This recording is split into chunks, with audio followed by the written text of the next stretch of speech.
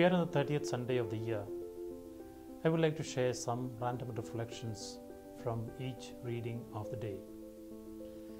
We have all made mistakes in our life's journey.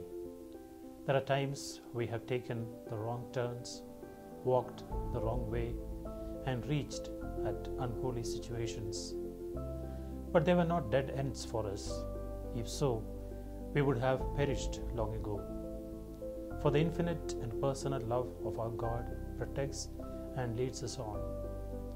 Our God is one who can correct our decisions, mend our ways, make our blunders into blessings, and even our sins into occasions of His grace. The first reading of today from Prophet Jeremiah speaks about the return of the chosen people back to their promised land after the Babylonian exile. Here is a God who brings them back from the wrong and set them back to Jerusalem. Looking into our own life, we can see this promise being affirmed every day. He corrects us, guides us, and leads us. For we know, left to us, we go astray. The second reading is from the letter to the Hebrews. There are a lot of points for reflection and prayer. I would like to pick up two phrases from the reading, speaking about the role of the priest as a mediator between God and humanity. The author uses the phrases taken from among men and to be a representative before God. These sum up the human and divine role of every chosen one before God. Every elect person is taken from humanity, so the human nature is there with all its limitations. While as a chosen one, we are one of them, but we are not. We are called to be above them. This happens only when we move to the next stage, that is, to be a representative before God. The closer I am bound to my God, who has called me to be His, I will find my human nature and all His weakness taking the back seat.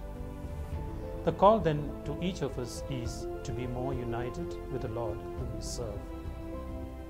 Maybe in a time when religious ministries and our roles are being questioned, the call to all of us, more especially to His elect, is to be with Him.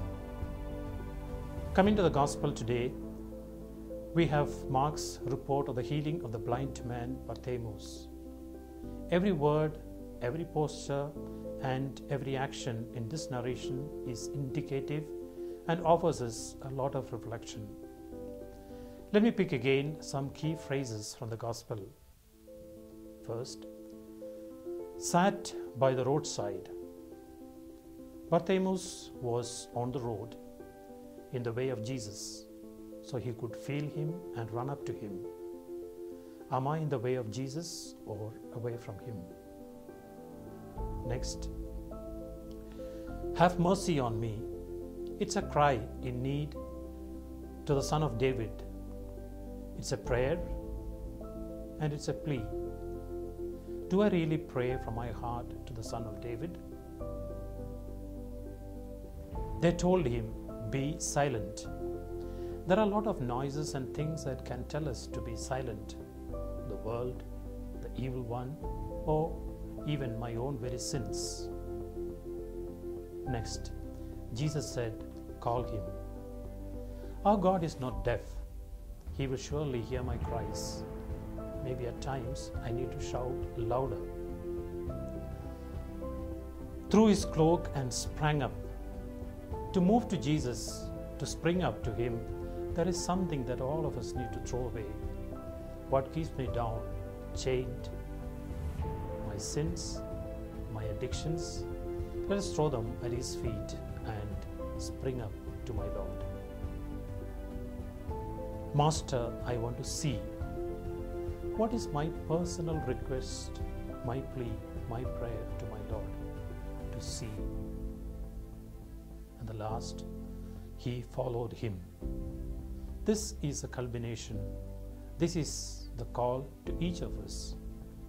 Come, let us throw away our sinful cloaks and spring up and move to my Jesus.